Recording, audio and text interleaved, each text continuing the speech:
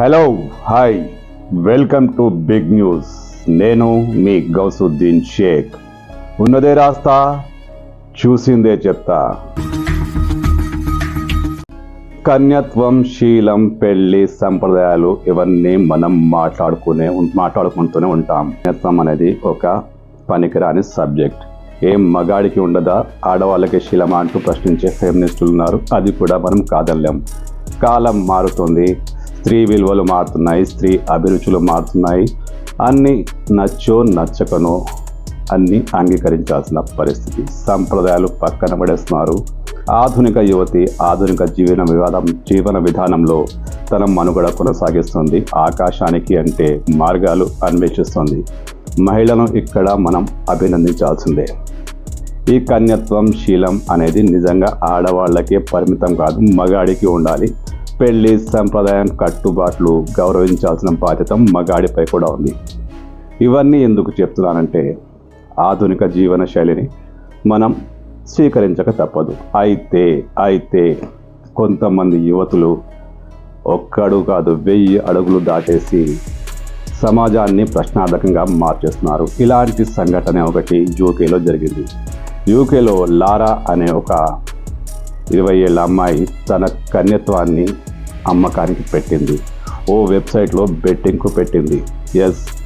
ఆమె కోట్ల విలువ చేస్తూ డిమాండ్ చేస్తూ తనను ఎవరు ఇస్తారో వాళ్ళే తనను సొంతం చేసుకోవచ్చు అంటూ పోస్ట్ పెట్టింది. దానిపై బెట్టింగ్ వేలం నడిచింది పెద్ద ఎత్తున. ఒక సినిమా స్టార్ ఓ 27 కోట్లు చెల్లించి ఆ అమ్మాయిని దక్కించుకున్నారట. ఇది మీడియాలో వస్తున్న వార్తే, నేను క్రియేట్ చేసి చెప్పట్లేదు. ఇలా అనేక సార్లు యూకేలోనో అమెరికాలోనో జరిగింది. ఆ అమ్మాయి, లారా అనే అమ్మాయి, తాను స్త్రీని, తన శరీరంపై తనకు పూర్తి హక్కు ఉంది, తాను మేజర్ను, ఎలా జీవించాలో తనకు పూర్తిగా తెలుసు, ఆ హక్కు నాకు ఉందంటూ వాదిస్తోంది. దాన్ని కాదనలేం. అయితే ఇలా శీలాన్ని వేలానికి వేసి ఆన్లైన్లో బెట్టింగ్ పెట్టి కోట్లకు పడగలెత్తాలనుకోవడం సమాజాన్ని ఏ వైపుకు తీసుకెళ్తోంది? ఆడవాళ్లకు స్వేచ్ఛ ఉండాలి, దాన్ని నేను క్వశ్చన్ చేయట్లేదు. ఆడవాళ్లకు అన్ని పరిమితులన్నీ తొలగించాల్సిందే, నేను కాదనట్లేదు. కానీ ఇలా మరీ పరితెగించి ఇలా శీలానికి వెలకట్టి బెట్టింగ్లు నిర్వహించి బిడ్డింగ్లు వేసి కన్యత్వాన్ని అమ్ముకుంటున్న అమ్మాయిని చూస్తే ఏమనాలి? దీనిపై ఫెమినిస్టులు ఏమంటారో నాకు తెలియదు, కానీ ఇది ఆన్లైన్ వ్యభిచారం కిందకే వస్తుంది.